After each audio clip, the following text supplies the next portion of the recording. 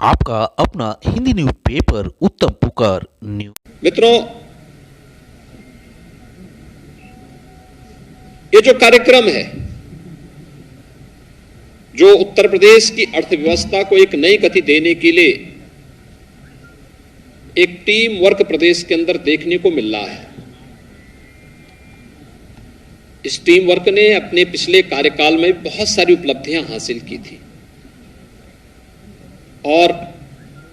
आज उत्तर प्रदेश को देश की सबसे बड़ी अर्थव्यवस्था के रूप में स्थापित करने के इस लक्ष्य को आगे बढ़ाते हुए हम लोगों ने अगले 5 वर्ष की जो कार्य योजना तैयार की है, इसमें 100 दिन के जो लक्ष्य तय किए गए थे, उन लक्ष्यों को सफलतापूर्वक आगे बढ़ाने का कार्य भी वर्तमान में हम लोग कर रहे हैं, जो उत्तर प्रदेश की प्रगति और समृद्धि की दृष्टि से अत्यंत महत्वपूर्ण है।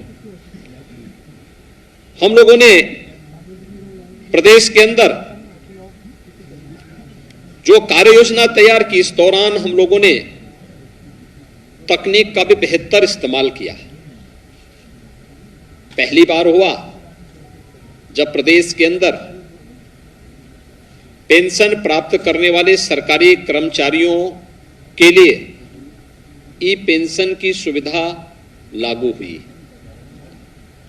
अब किसी रिटायर्ड कर्मचारी को अपने पेंशन के लिए भटकना नहीं पड़ेगा।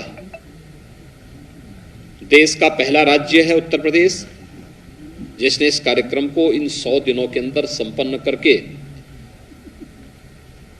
प्रदेश के अंदर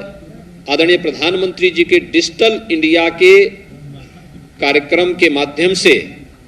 कार्मिकों की समस्या के समाधान का एक रास्ता निकाला। ई विधान लागू किया गया। विधानसभा का अभी हाल ही में संपन्न सत्र ई विधान के साथ संपन्न हुआ है और यही नहीं, आजादी के अमृत महोत्सव वर्ष में देश के महामहिम राष्ट्रपति जी का दोनों सदनों को मार्गदर्शन भी प्राप्त हुआ है। ये 100 दिन के अंदर ही ये सभी कार्यक्रम प्रदेश के अंदर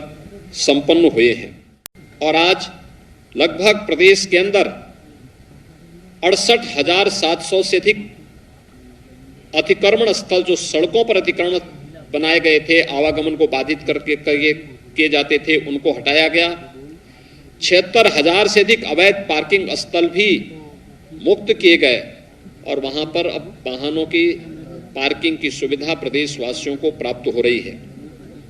और ये पहली बार हुआ कि धर्मस्थलों से माइक हट जाएं और अनावश्यक शोरगुल से लोगों को मुक्ति मिले। 1,20,000 से अधिक ऐसे माइक थे जो या तो हटाए गए या फिर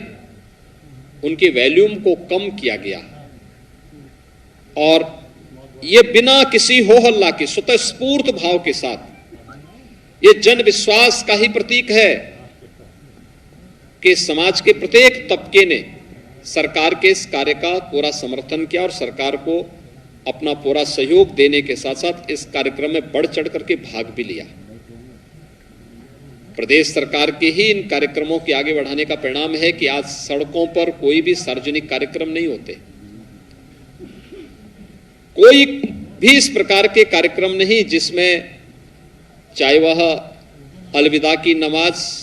सड़कों पर नहीं होंगे, बल्कि जहां धर्मस्थल में तय है वहीं होगी। ईद के कार्यक्रम, रामनवमी के कार्यक्रम, अन्य कोई भी कार्यक्रम कहीं भी किसी सड़क पर प्रदर्शन के माध्यम नहीं बने। बड़ी शालीनता के साथ, शांतिपूर्ण तरीके के साथ ये सभी कार्यक्रम प्रदेश के अंदर संपन्न हुए और प्रदेश ने इन सभी कार्यक्रमों को आगे बढ़ाने का काम किया। पास्को एक्ट के अंतर्गत भी प्रभावी कार्रवाई करते हुए महिला और बालिकाओं के प्रति अपराधियों को, कोई भी अपराध करने वाले अपराधियों को भी न केवल सजा दिलाई गई बल्कि उसकी प्रभावी पैरवी करते उसे कटघरे में भी खड़ा किया गया। और ये पहली बार हो रहा है जब प्रदेश के अंदर बड़े पैमाने पर अग्निशमन केंद्र की स्थापना करने के साथ साथ आज उत्तर प्रदेश हर तहसील में अग्निशमन केंद्र की स्थापना करने की ओर अग्रसर है और हमारा प्रयास है कि अगले 2 वर्ष के अंदर हर तहसील में एक अग्निशमन केंद्र की स्थापना हो सके, जिससे अग्नि सुरक्षा के साथ साथ लोगों को इस प्रकार की किसी भी अग्निकांड की घटना से बचाव के बारे में भी उन्हें एक शासन के स्तर पर सहयोग मिल सके।